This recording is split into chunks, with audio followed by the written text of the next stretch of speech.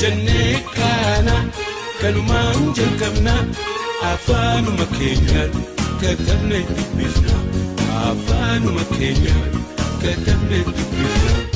Afaan Oromoo ulaagaalee afaan tokko guutuu qabuun guddataa ta'ee dhalootaa gara dhalootatti dabarsuuf seenaawwan adda addaa karaalee ogbarruun afaanichaan barreeffaman jiraachuun isaa barbaachisaadha. Kitaabotaa fi aartiiwwan seenaa sabasanii ibsanis guddina isaaf qooda guddaa kan qabanidha. Yeroo ammaa kanatti baay'inni namoota afaan kana dubbatan sadarkaa biyyattiitti tokkoffaa ta'us aartii fi kitaabota afaan Oromootiin barreeffaman baay'inaan argachuun rakkisaadha. Gama tokkoon ammoo sabboontonni kan akka Eebbisaa jiran yeroo gabaabaa keessatti kitaabota hedduu barreessuudhaan ogbarruu afaan Oromoo guddisuu keessatti gahee mataa isaanii taphatan ni jiru.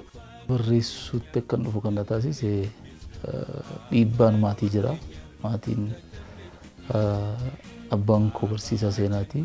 Baay'ee kitaabota dubbisaa. Isarraa ilaalaan guddadhe waan ta'eef ijoollummaa makaasee waan barreessuu kana yaalaatu waan dhufe. Naannoo kutaa shanaffaa yeroon baradhu ture. Yeroo jalqabaatiif walaloo barreessee waltajjii irratti kanan dhiyeesse. Ergasiitti mafuuf jechuudha. Barreessaa Eebbisaan kitaaba barreessee maxxansiisuun seenaa waggaa gabaabaa qabaatus kitaabota hedduu afaan Oromootiin barreessee dubbistoota biraan gahee jira. Kana malees kitaabota afaan biroon barreeffaman hedduu gara afaan Oromootti hiikuudhaan beekama. Kitaaba kuusu jalqabaa waggaa 7 irraa maxxansiisee miiltoo jedhama. Yeroo jalqabaatiif kanan maxxansiise kitaaba miiltoo jedhamu kana yeroo 8ffaaf maxxanfameera. Saayikolojiidha kun. Yeroo inni kitaaba kana maxxansiise kitaabni saayikoloojii afaan Oromoon hin turre. Kitaabota akka asoosamaa seenaa nama tokko jira. Malee kitaabni saayikoloojii waan self-helpiin kun hin turre. Kanaaf ani hin fayyadamu yoo barreeffame waan ani itti amaneefan barreessee maxxansiise nurraaf. Amma garuu ammitaan kan koomiti naniike afaan Ingilizii irraa niike kitaabota gurguddoo biratti immoo kan mataa kootiis barreessee lamaan sayyoo wajjinan hojjetaa ture. Kan koos nan barreessaa kitaabotan gaggaariidha jedhee itti amanamuu afaan Ingilizii irraas naniika waluma afaan annan jedhe. Kitaabota isaa maxxanfaman keessatti xiyyeeffannoo adda ta'e qabaachuu baatus kitaabni kan akka daandii mo'attootaa jedhu sammuu dargaggootaa qaruuf gahee guddaa kan qabudha. Saayikooloojii gorsoota fi muuxannoo namoota beekamoo addunyaa irratti dhiibbaa uuman seenaa isaanii hiikuudhaan dubbistoota biraan gahee jira. Xiyyeeffannoon kitaaba koo kana hidhee dubbachuun na rakkisa. Sababiin isaa waan baay'ee irratti barreesse. Jalqabaa saayikooloojii irraan jalqabee ammas ittuma fufeen jira. Torban lamaan kana kan bahe kitaabni kun daandii mo'attootaa jedhamu. Inni dhumaa jechuudha saayikooloojiidha. Garuu saayikooloojii qofa hin turre wantoota baay'een barreesse. Asoosamoota barreesseera. Asoosama dheeraa halluu du'aa jedhu barreesseera waggaa 2 dura kan maxxansiise. Seenaawwan gaggabaaboo short stories barreesseera. Baacos barreesseera kottaa kolfaa kan jedhu kitaaba baacoo qaba. Kanaaf kanarratti an xiyyeeffadha jechuun danda'u. Barbaachisaadha jedhee kanuma ni yaada irratti barreessaa ture. Kitaabonni Eebbisaan barreessan baay'een isaa keessumaa warra jaalladhu warra keessumaa xiinsammuu dargaggootaa irrattidha. Fokkasii kan inni godhu isaan kana baay'een jaalladhan maaliif dargaggoonni hundee biyyaaf hawaasaati.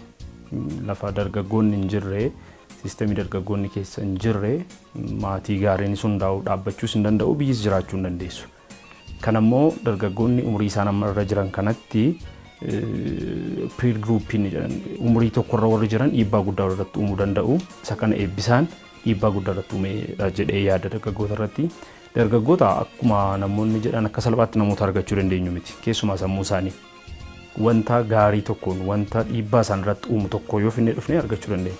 Isaan keessaa gama barreeffamaatiin Eebbisaan argatee dargaggoota kana xiinsammuu isaanii jechuudha. So xiinsammuu isaanii erga arganne booda immoo daayirekshinii gaarii ofii barbaannu sanatti kallattii biyyaa kallattii hawaasaa gaarii gara barbaannu sanatti dargaggoota keenya geessuu dandeenya. Kun immoo bifa barreeffamaatiin Eebbisaan baay'ee tumsaa jira dargaggoota kana jedhee yaada. Kitaabolee isaa keessaa keessumaa dhiyoo kana anaan dhiibbaa guddaa kan irratti uume abjuu koon gurguru kan jedhudha.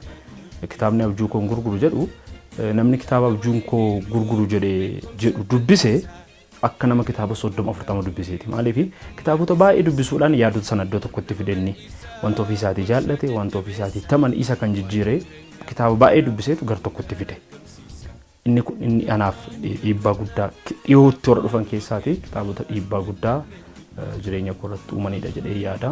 Miltoon kitaaba isa jalqabaatiinis hojii guddaa hojjeteera. Abjuu koon gurguruun anaaf garuu isa baay'ee bareedaadha. Amma ammaatti jechuudha hundum isaanii baay'ee bareedaadha. Afaanuma keenyaa katabnee dubbifna.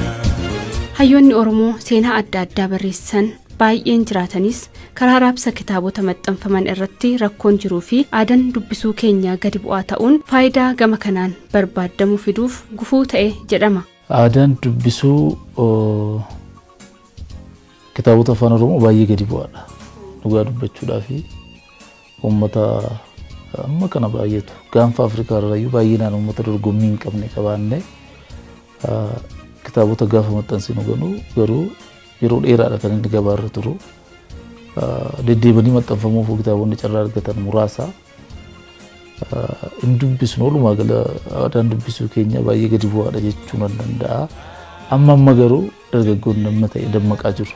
Homaan jedhanii kitaabota gaggaarii ta'an barbaadanii dubbisuu maal jechuutti ka'aniiru. Kanaaf akka durii miti. Waggaatti yeroo 2 yeroo 3 kitaabota irra deddeebanii maxxanfaman argaa jirra.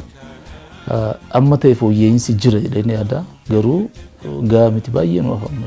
Barreessaan kun jijjiirama fiduuf kophaa kaachuun bu'aa akka hin qabne guddaa itti amana. Hiriyoota isaa fi dargaggoota fedhii barreessuu qaban muuxannoo isaa qooduun akkasumas haamilee isaanii jajjabeessuun bakka guddaa akka gahan baay'isee hojjeta. Eebbisaan namoota baay'ee jajjabeessa siin jedheera. Barreessitoota baay'ee akka horatu barbaada. Namoota isaan dorgoman namoota jajjabeessuu barbaada.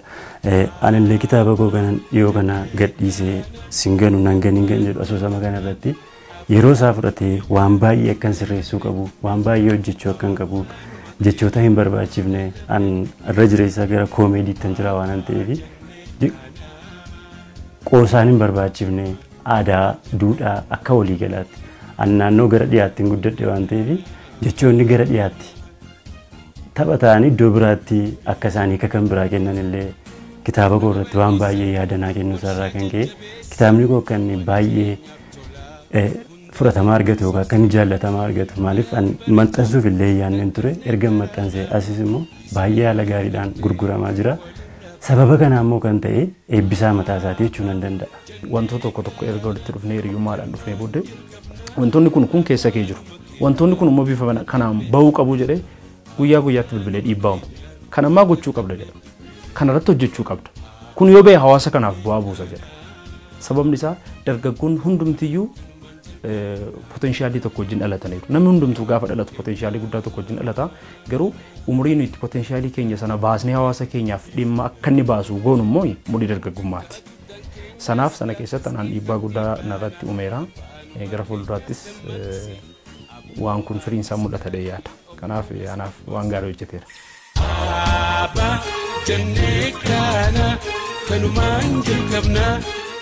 Deebii baay'een argadhe erganne eebbisaa wajjin hidhata hojiis hiriyyummaattis dhufne. Namni dhuguma sa'aatii 24 qabu kana akkaataa kanatti itti fayyadamuu danda'ee kan jedhu barumsa guddaa ture anaaf. Akkamitti akka inni yeroo isaatti fayyadamu hawaasa wajjin walitti dhufeenya inni qabu baay'ee guddaadha. Hojii barreessuu irratti dubbisuu irratti kan qabu guddaadha. Gara biraa hojii adda biraas ni hojjeta. Wantoota kanaan ala jiran waa baay'ee irrattis ni hirmaata. Yeroon kun nuti attamitti ga'e kan jedhu deemsa keessa waa baay'een irraa baradhe. Eebbisaan akka barreessitoota warra kaan yookaan akka namoota hojii wajjin dorgoman hojjetanii tokko miti. Baay'ee nama jajjabeessudha. Anillee addunyaa barreeffamaa keessaa fagaadheen ture. Deebi'ee akkan dirqamaan hojii hojjedhu barreeffama akkan barreessu kitaaboleen dur barreessite irra deebi'ee akkan haaressuu qabu. Natti himuu jalqabee ofiisaatii dawwaleetu ofiisaatii na barbaadeetu akkam goote hojii sana maafin hojjettanii Oromoodhaaf maaliif waan tokko hojjennu walitti dhufne jedhee baay'ee dhimma. Sana caalmaa immoo eebbisaanii nama jireenya mataa isaa jiraatu tun ta'in nama uummata isaatiif jiraatudha. Biyyi kun biyya dargaggootaati. Dargaggoo persentii amma kana qabna jechuun waa lama qabna jechuudha. Yoo haala gaariidhaan irratti hojjennee hojii gaggaarii fi isaan dammaqsine biyya kana guddisuu dandeenya. Yoommoo misliid goonee gara waan hin barbaachifneetti isaan geessine immoo biyya kana balleessina. humni dargaggeessa keessa jiru biyya kana ijaaruufis biyya kana diiguufis shoora olaanaa taphata. Biyya kana keessatti siistemiin dargaggoota ignoorii godhe kamiyyuu milkaa'u kun beekamaadha.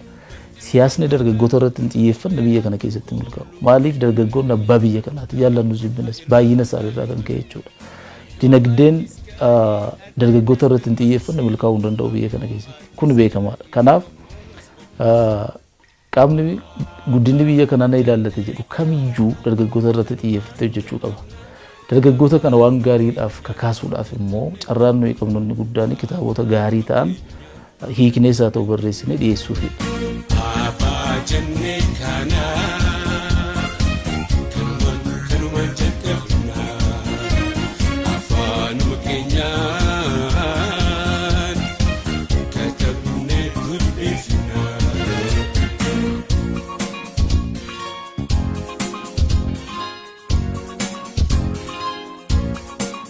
Milton akkuma jedhee kitaaba kuusan jalqaba maxxansiisedha. Kitaaba saayikolojiiti.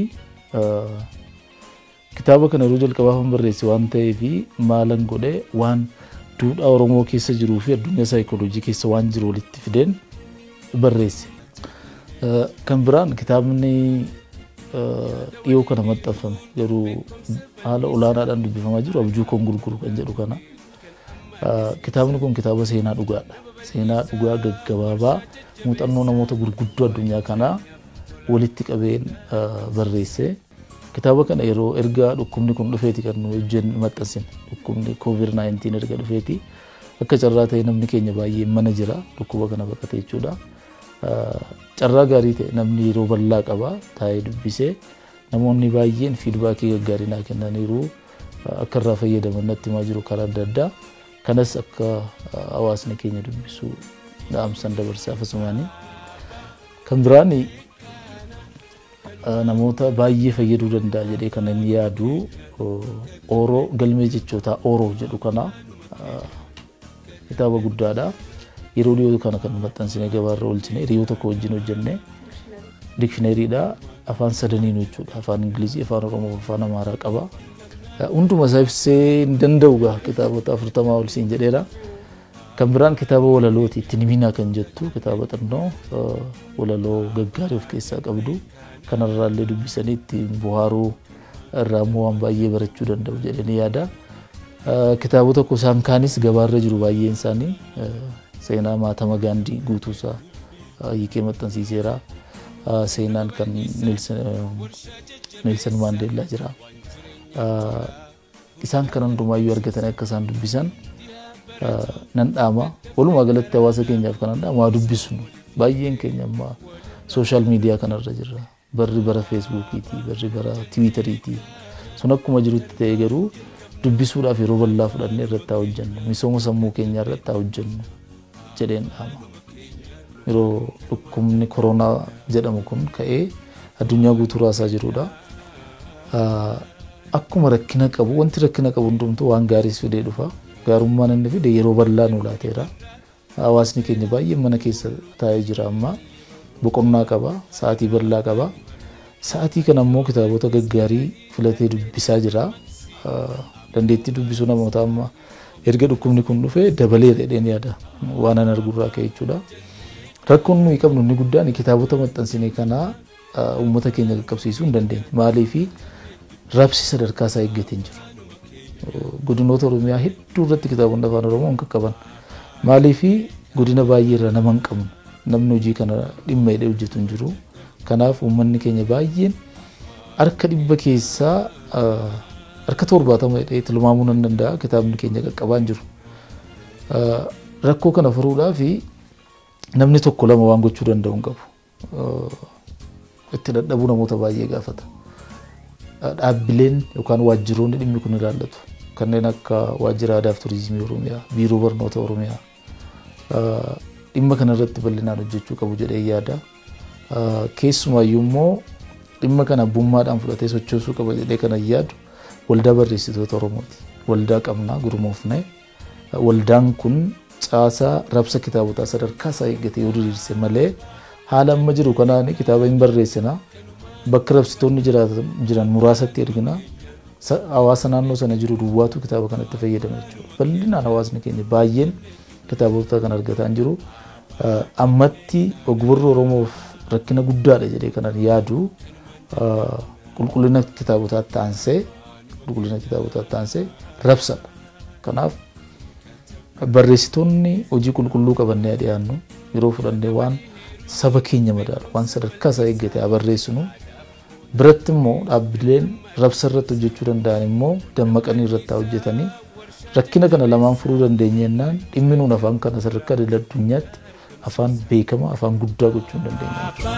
Jennee kana kanumaan jalqabna afaanuma keenyaan katablee dubbifna afaanuma keenyaan katablee dubbifna abaa jennee kana.